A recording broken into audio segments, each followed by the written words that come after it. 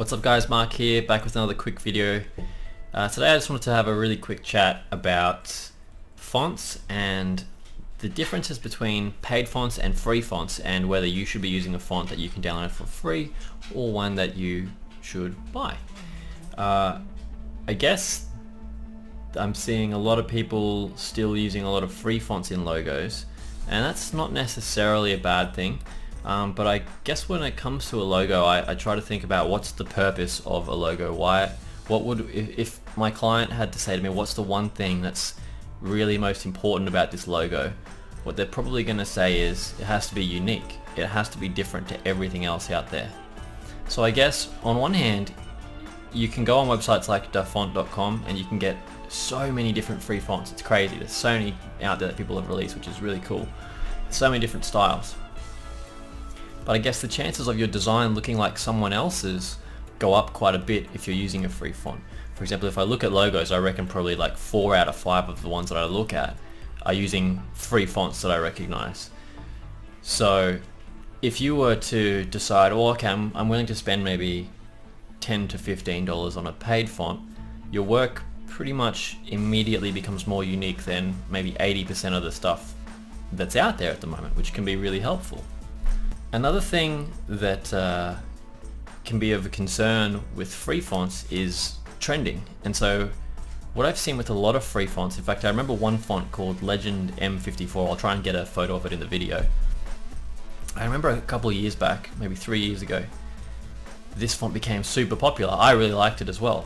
And I even use it for a couple of designs of my own, and it's a free font, and I started seeing some really big brands use it, and I was like, wow, this is cool, really like it. But then what happened was, about a week or two later, it became quite a trend and everyone started seeking out this one font and downloading it, and then all of a sudden there was just like a flood of designs on the market that were all using this one free font. So suddenly it's not unique anymore, and the value just plummeted for that font. Basically, you know, another month or two later and it was destroyed because so many people had made crappy looking designs with this font. Everyone had it, everyone knew how it was done, and it kind of takes away some like the mystery of a design, I guess. When you look at a really good design, you kind of wonder how it was done and if it's a unique font or what the deal is. So I guess if you're using a paid font, most people out there aren't willing to pay money for fonts. So if you're using a paid font and that font becomes kind of trendy, it becomes quite popular, the damage is going to be much more minimal. There's going to be a lot less people using that font. And I should also make a quick disclaimer as well that I make fonts these days. Some of them I release for free, some of them I sell for money, so you can argue that I'm a little bit biased, and that's totally fair. To be honest, it probably is a little bit of bias. But yeah, it's up to you at the end of the day. There's nothing wrong if you use a free font versus a paid one. It's your choice after all. If it looks good, right? Another thing though to keep in mind is that if you are downloading fonts that are free on websites like dafont.com, a lot of the time they aren't actually free. And what I mean by that is if you have a look at them, they're pretty much always free for personal use, but not for commercial use.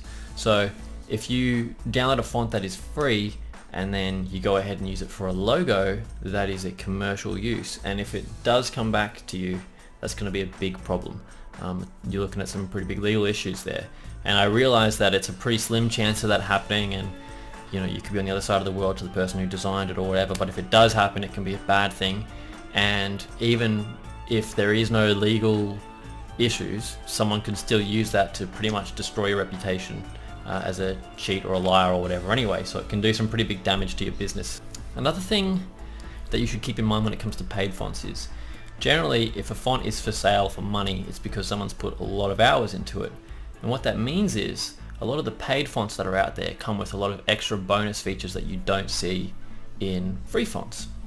For example, there's a font, I'll try and show some footage of it now in the video, but there's a font that I've got which I believe is called Melanie Lane or Melanie Lane.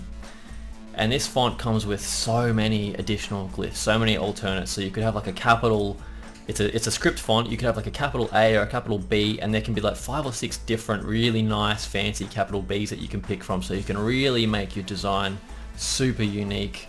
And yeah, you can just get so much more versatility out of it. A lot of them have cool flourishes, and you might get a font that has a clean version and then a textured version as well included, and all of that other stuff. And I guess at the end of the day, you have to remember that it takes a long time to make a good font. I've made plenty of fonts, and if I'm honest, a lot of the early ones were pretty crap, which is a good thing. They're free. But yeah, after stressing over hours and hours to get kerning right and get the letters all consistent and stuff like that, I can understand why people charge a little bit of money for them. But yeah, look, at the end of the day, like I said, up to you. No disrespect if you use free fonts. Just make sure you've hopefully got the right licenses for them and stuff like that. And yeah, just be honest to your clients about it as well. Make sure they know that you're using a particular font, and make sure you're keeping in the loop about a licensing situation, because if you're buying a font for them, they could be asked for the license for that font or proof that it's been purchased. So keep your client in the loop, be transparent about it. So yeah, I guess that's really my main opinion.